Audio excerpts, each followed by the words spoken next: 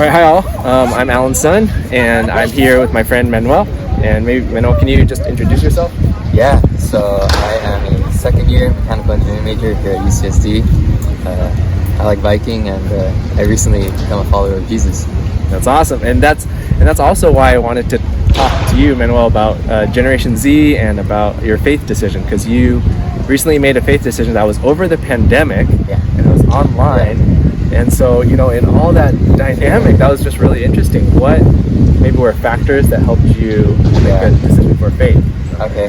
Yeah, I think during the pandemic, it really disrupted the normal rhythm of life, and it kind of gave you time to look inwards a bit more and become more aware of things that you normally brush off because you were so busy with everyday life.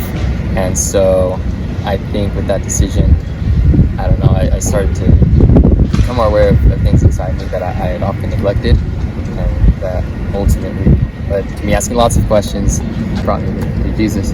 Yeah, that's awesome. Yeah. Thanks. It's really interesting because we were online and you and I talked like over the phone. Yeah. This is like our first time in person in I don't know, like really ever. Right? Yeah, really ever.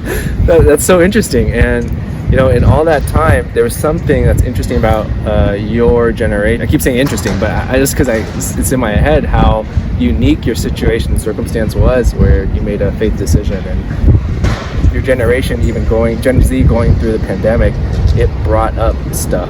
I think it's that time, especially with isolation, and you just become so aware of yourself. And in a sense, for me, it was kind of my struggles, but what I had been going through, and I started thinking about it, and it made me want to address it more. Yeah. And I think even though we were online, in a way that obviously I had more time, and that gave me the time to explore, and that's how I came across university, and I met all these wonderful people. Yeah. And I think being online was honestly probably how this all happened. Oh, without awesome. it, I think I just would have kept going with my normal life and had been questioning about things as I was before. Yeah. So, yeah. Well, that's awesome. I love how the community played a part, and like us having conversations played a part, and you having conversations with different staff played a part. My second question was around Generation Z and about faith, or about having a faith background or believing in a higher power. Yeah. Maybe on a scale of 1 to 10, with 10 being most important, most valuable, how would you rate that for your generation or for yourself? To be honest, if I'm thinking about my friends, I don't think faith in a higher power especially is that big, and maybe like a 4 or a 5. Sure. I think in this day and age, a lot of it has just become facing faith in yourself. You work for your career, you make it into this college, it's all about you. And so I think in a sense there is faith there, but it's faith in yourself as opposed to faith in a higher power.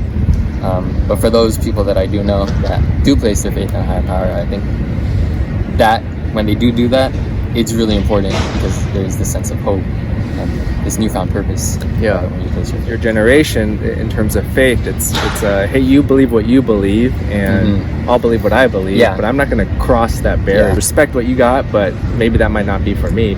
But there's something about experiencing it, like you're saying. I've always said this before. It's this idea of transcendence. It's like experiencing something deeper that you can't explain. Like either the love of God or the compassion of community, or the value of the Bible, right? And it just speaks to us. And so if everyone has this mentality that we're not going to cross paths, then no one really reaches out and tries to engage into these different communities, and everyone just keeps going through separate ways.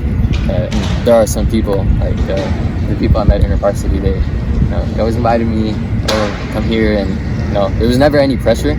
It's always you're just here to listen and learn. That's great. We're here. We support you, and that makes it a lot easier to become involved. That ends up changing the next kind of trajectory of my life. That's awesome. I love how you said that changes the trajectory of your life.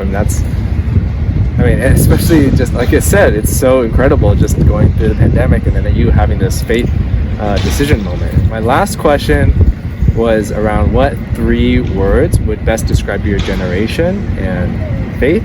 Hope, meaning, and community.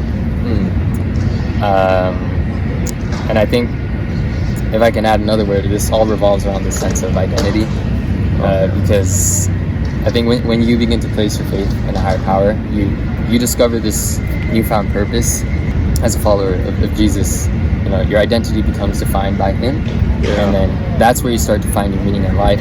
Come around this group of people that believe the same thing, and I think that creates a really powerful community. And I don't think you find a community that united and so interconnected when you don't have the same faith. There's a difference between this unity based upon faith and then unity based upon interests. It's much deeper and richer. Thank you so much. Yeah, that was awesome. Of course. So appreciate it.